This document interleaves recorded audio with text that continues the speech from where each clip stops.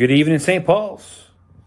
And anyone else that's going to come to watch this later on online. I'm Reverend J.D. Rose. I'm the pastor at St. Paul's United Church of Christ in Evansville, Indiana. This is what I'm calling the Wednesday Word. It exists basically because I wanted to move through the book of James in Lent. And it's really 12 sermons, 11 or 12 sermons. And I only had 6 Sundays. So I'm doing a part of James on Sunday morning and a part of James on Wednesday evening, with the lone exception being this past Sunday. Reverend Len Marino preached on the prodigal son, which actually kind of fits in between these two passages of James we're going to look at, the one last week in our Wednesday Word and the one this week. And again, what I want to do tonight is not only walk through what James says, but connect it to what Jesus said, because James is paying really close attention to what his brother said in his life, in his teaching, in his primary teaching, because he's going to really be dancing all around language from the Sermon on the Mount tonight. So that's actually where I want to start. The Sermon on the Mount you'll find beginning in Matthew chapter 5, and it begins with this list that we call the Beatitudes. The Beatitudes are a bunch of things where Jesus is saying, here's how the world works, and here's how my world works. Here's the way you understand the structure of human existence, and here's how things will work in the kingdom that I will usher in. And so you'll hear that, and I want to start there before we get to the James passage tonight. Blessed are the poor in spirit, for theirs is the kingdom of heaven. Blessed are those who mourn, for they will be comforted. Blessed are the meek, for they will inherit the earth. Blessed are those who hunger and thirst for righteousness, for they will be filled. Blessed are the merciful, for they will be shown mercy. Blessed are the pure in heart, for they will see God. Blessed are the peacemakers, for they will be called children of God. Blessed are those who are persecuted because of righteousness, for theirs is the kingdom of heaven. Blessed are you when people insult you, persecute you, and falsely say all kinds of evil against you because of me. Rejoice and be glad, because great is your reward in heaven, for in the same way they persecuted the prophets who were before you. So this is Jesus announcing to the world what his ministry is about, unpacking what his primary teaching and his message is. I call this his stump speech, to put it in maybe a modern context, because Jesus would have brought this teaching to lots of places as he went, at least parts of it, and laid it out. And it would have been revelatory preaching and teaching compared to the other teachers and preachers of the day, and there were certainly plenty of those. Jesus would have had a different take, would have spoken with a different authority, and the things that Jesus is saying in this particular passage that I just read from the beginning of the Sermon on the Mount really did take the whole world and turn it upside down for the folks who are listening. His brother, who in Jesus' life wasn't a follower of Jesus's, wasn't a believer that Jesus was who he said he was, after Jesus' death and resurrection, becomes one of the pillars of the early church. Hopefully you've heard me say that by now. And in this book that he writes for those folks who are in the church in Jerusalem, and any of those folks who are going to come to be a part of the movement called the Way at that time, he's just trying to lay out his understanding of Jesus' teaching, his understanding of what it looks like to follow Jesus. And so in chapter 3, he has this little chunk at the end of chapter 3 that reads this way. And I think you'll hear some really familiar words and some familiar phrases to the passage I just read from you from Matthew chapter 5. Who is wise and understanding among you? Let them show it by their good life, by deeds done in the humility that comes from wisdom. But if you harbor bitter envy and selfish ambition in your hearts, do not boast about it or deny the truth. Such wisdom, and it's in quotations, does not come from heaven, but is earthly, unspiritual, demonic. For where you have envy and selfish ambition, there you find disorder and every evil practice. But the wisdom that comes from heaven is first of all pure, then peace-loving, considerate, submissive, full of mercy and good fruit, impartial and sincere. Peacemakers who sow in peace reap a harvest of righteousness. So Jesus' ministry begins, and he goes up on top of a mountain. It's not the only time that he shares his teaching, and he walks through this world that he wants to turn upside down. And his brother, talking after his death, and toward the end of his brother's life, so we know this is about 20 years into the life of the church, the early church in Jerusalem, or near it. James is trying to articulate, hey, there's two kinds of wisdom. That's the header in my Bible. That's the header in most Bibles above this passage.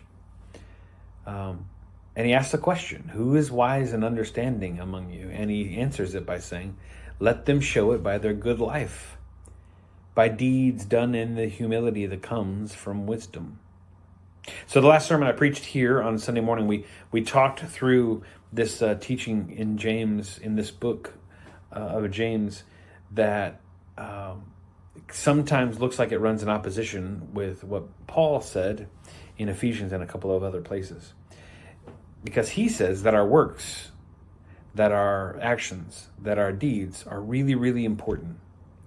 But the way that I think those two things synthesize with each other, because Paul says it's only our faith, the way I think those things synthesize with each other is that our works ought to show what we believe. Our works ought to be the proof of the things that are in our hearts, which is why those things should be in alignment with one another. And so somebody said at the door a couple of Sundays ago to me, a really powerful way of them understanding what I had just preached, or maybe hearing what God was saying to them that morning. So our faith is internal, and it bubbles over, and it comes out in the actions and the words and the choices and the behavior. And I think that's probably a really healthy way of understanding this. It's in line with Jesus' teaching too. He says it's for what comes from within that makes us good or bad, not what's on the outside. Because the Pharisees are trying to hold his disciples to a rule that I think they may be misunderstood, which happened a lot. So James says there's these two kinds of wisdom, and one is shown by a good life, by deeds done in the humility that comes from wisdom. But then here's the other. But if you harbor bitter envy and selfish ambition in your hearts, do not boast about it or deny the truth. Such wisdom, and I'm telling you, it's in quotation marks, such wisdom does not come down from heaven, but is earthly, unspiritual, and demonic. What's earthly, unspiritual, and demonic? Bitter envy and selfish ambition. So we have to think about if we live in a world where those things are present, where those things are praised, and especially we got to look and see if those things are inside of us. Am I carrying around some bitter envy or selfish ambition? Because James isn't connecting the dot all the way here, but I will.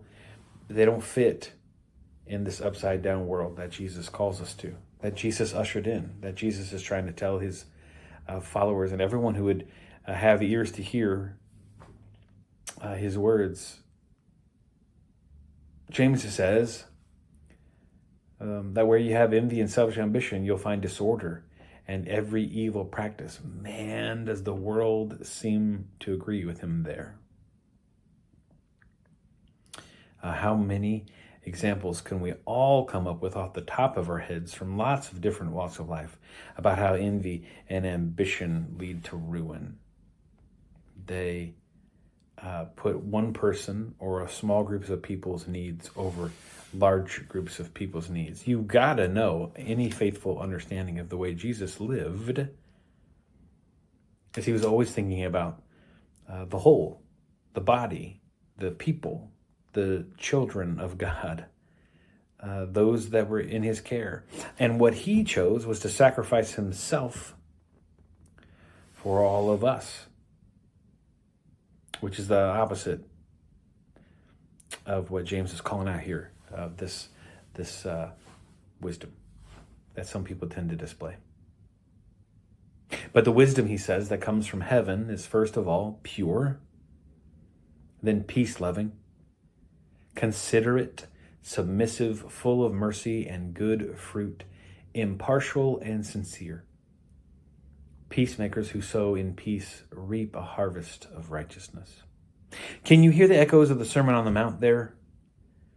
He's using some of the same words and same phrases. He's pointing us toward peace. He's pointing us toward purity, toward loving and considerate actions. Even the word submissive in James' telling hits us different than sometimes it does in other passages of Scripture.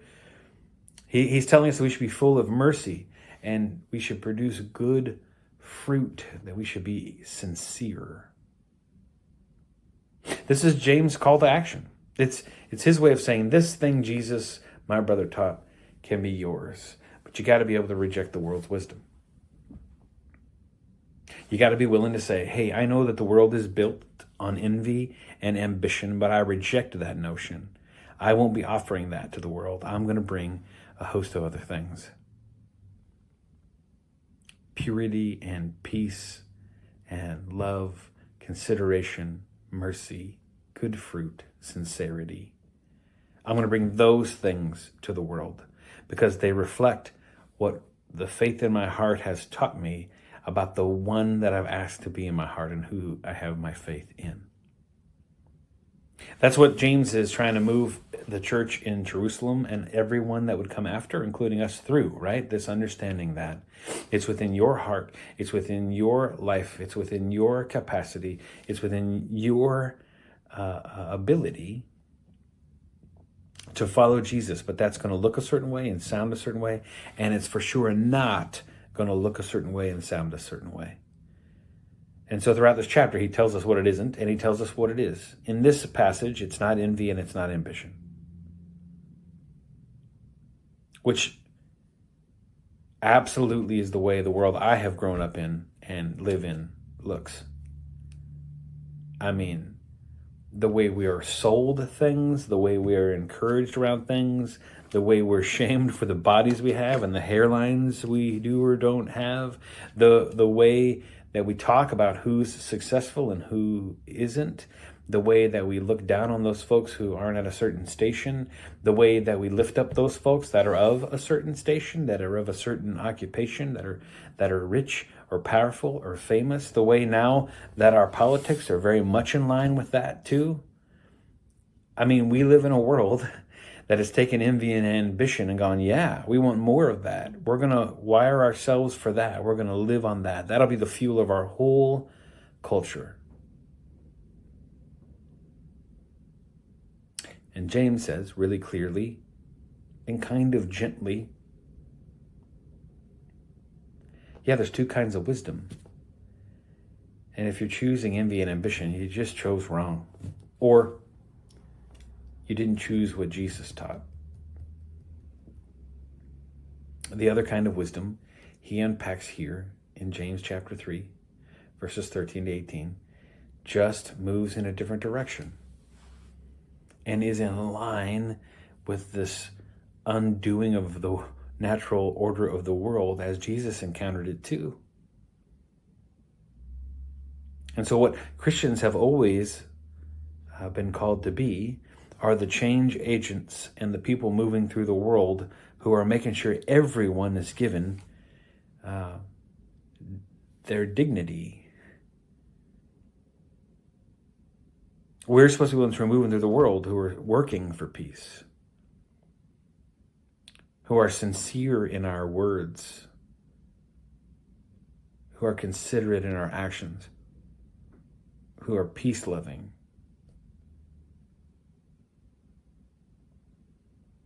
And I don't know how well we would grade ourselves if we were grading ourselves on how much we lived into this passage of Scripture. How much we chose the wisdom that's pure and comes from heaven versus the wisdom that's earthly and unspiritual and demonic.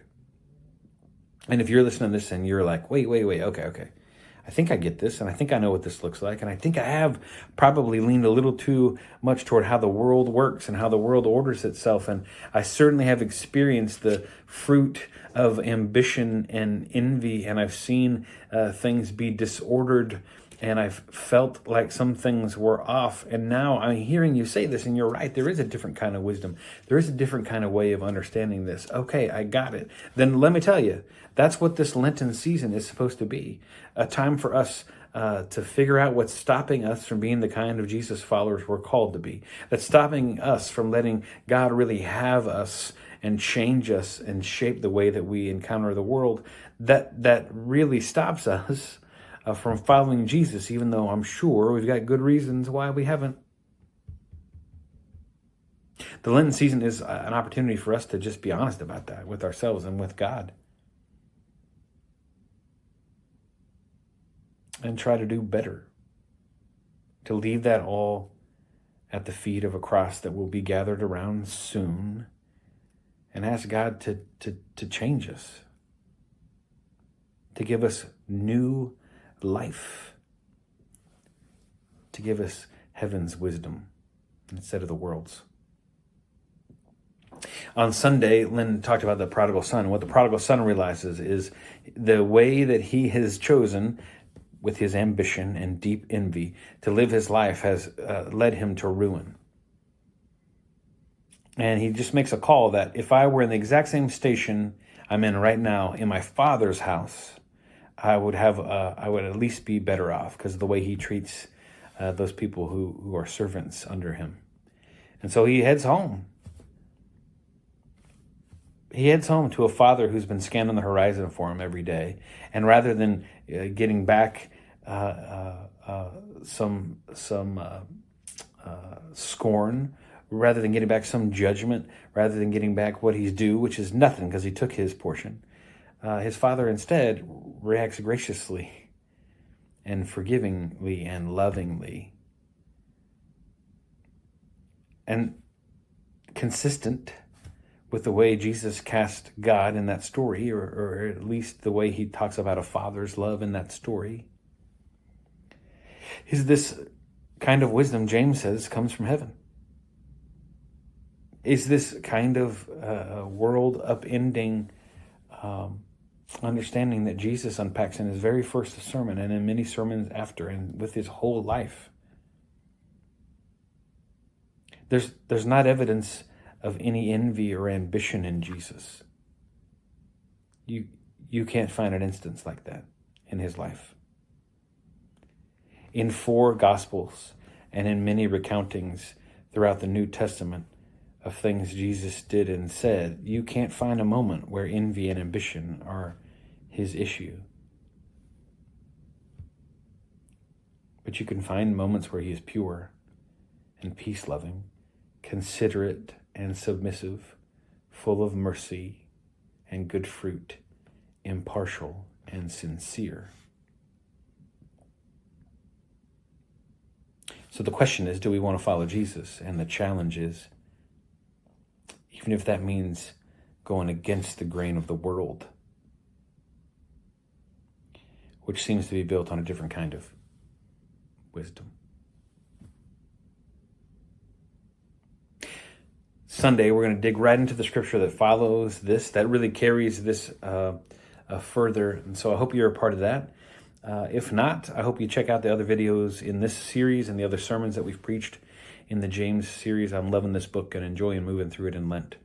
I hope you all are well, and I will see you soon, I hope, at St. Paul's United Church of Christ here in Evansville or online again for another discussion. Good night.